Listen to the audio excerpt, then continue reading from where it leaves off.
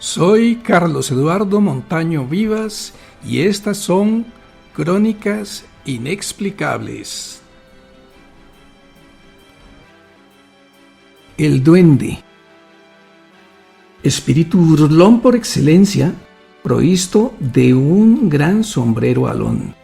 Es proverbial su cualidad de buen jinete, excelente músico e intérprete, y también de ser muy enamoradizo. Se le describe con los pies vueltos hacia atrás.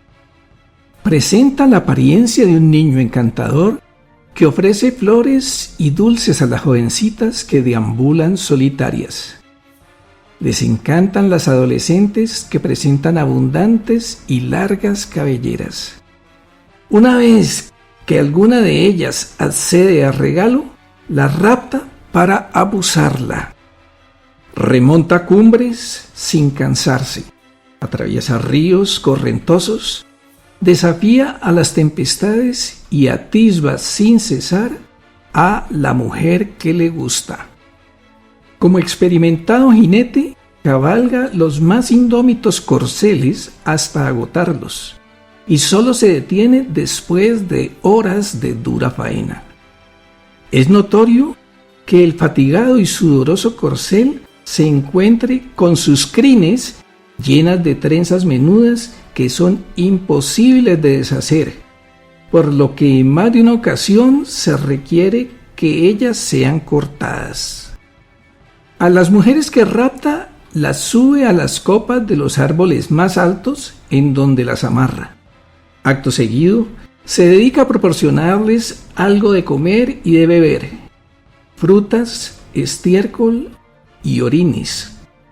Después de muchos días de búsqueda, las familias encuentran por fin a las damiselas que, atolondradas, no dan de sí. Para alejarlo, se acostumbra a dejar a su alcance un instrumento de cuerdas, una guitarra, un tiple o una bandola desafinada. El endriago toca el instrumento y al escucharlo se dice que se llena de una profunda nostalgia al recordar los días en que servía al Creador. Es entonces cuando abandona el lugar y con ello regresa la paz a las familias afectadas.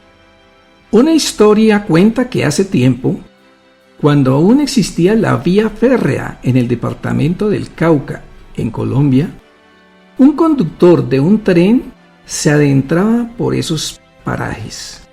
El motorista del tren vio a un pequeño ser con vestido rojo y un enorme sombrero que corría entre las paralelas del tren a una velocidad asombrosamente constante. En el transcurso se presentaban algunos ascensos prolongados y cuestas, por lo que era necesario aumentar la velocidad. El maquinista hizo lo propio y asombrado constató que sin importar la velocidad que llevara el tren, no le era posible aproximarse siquiera al individuo del sombrero que continuaba raudo su camino. Picado por la curiosidad, pensó que de ninguna manera podía tratarse de un ser humano. Impulsó el tren decidido a sobrepasar al corredor.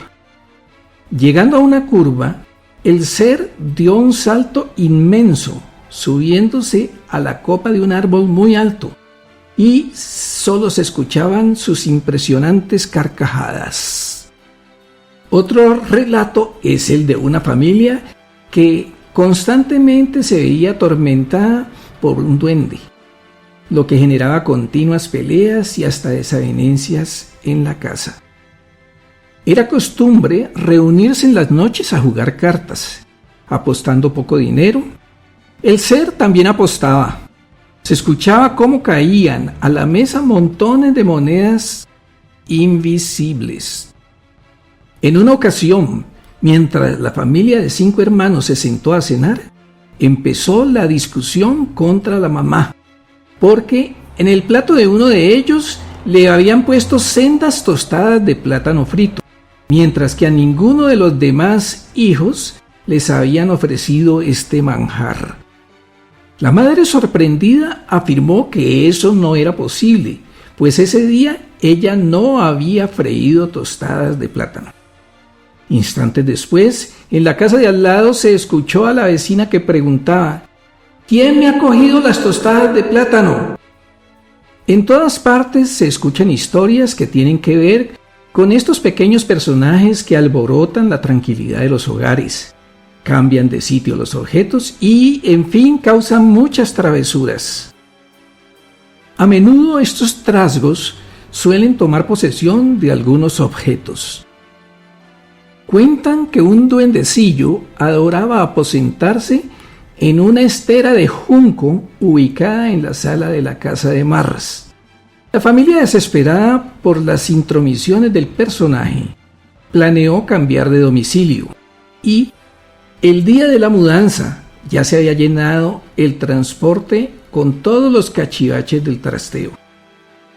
A punto de partir hacia el nuevo hogar, se escuchó una voz que decía: ¿y dónde pongo la esterita? En las montañas del sur de Colombia, donde la neblina se posa como un velo sobre los cafetales, el viento susurra secretos entre los árboles. Existe un lugar que los lugareños llaman el Monte Encantado. Nadie se aventura allí después del anochecer, no por miedo a animales salvajes, ni por supersticiones cualquiera, sino por el duende. Muchos afirman haberlo visto, pequeño, de no más de 1 metro de estatura, con sombrero puntiagudo, piel verdosa o marrón como la corteza húmeda de los árboles y una risa chillona que se clava en el alma como un aguijón. No es un ser malvado, pero sí travieso. Juega con los caminos, mueve objetos, imita voces y llega a los curiosos directo a perderlos entre senderos que no existen en los mapas. Esta historia comienza con Tomás, un joven que había vuelto al pueblo tras años de vivir en la ciudad. Su abuelo había muerto, dejándole una vieja finca al borde de Monte Encantado. Tomás, escéptico de todo, se instaló allí, decidido a empezar una nueva vida lejos del ruido de la ciudad. Al principio, todo parecía normal. Las noches eran frescas, el trabajo duro y los vecinos amables, aun cuando un tanto reservados. Pero a la semana empezaron los extraños sucesos. Herramientas que desaparecían, risas en la oscuridad, huellas pequeñas en la tierra húmeda, puertas que se abrían solas al amanecer. Una noche, mientras Tomás leía a la luz de una vela, escuchó un susurro tras la ventana. ¿Juegas conmigo? Corrió hacia afuera con su linterna, pero no había nadie, solo una hilera de piedrecitas blancas formando una flecha hacia el bosque. Contra todo instinto, Tomás las siguió. Caminó y caminó hasta que el monte se lo tragó por completo. Lo último que recordaba era el canto de los grillos, interrumpidos por una carcajada aguda y burlona. Despertó al amanecer en el centro de un círculo de hongos. A su lado, una piedra tallada con símbolos antiguos y una pequeña bolsita de cuero con polvos dorados.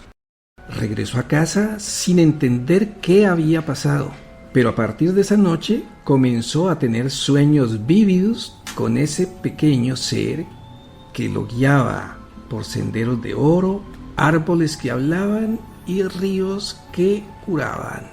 Tomás cambió. Empezó a cultivar plantas que crecían más rápido de lo normal. Su café tenía un aroma diferente, casi místico.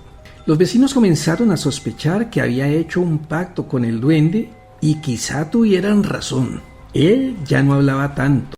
Sonreía en silencio y miraba al monte como si supiera que algo que los demás ignoraban. Una tarde desapareció, dejando la casa ordenada, el campo florecido y una nota que decía: cuando lo veas, no huyas, solo juega con él, Y recuerda que no todo lo pequeño es insignificante.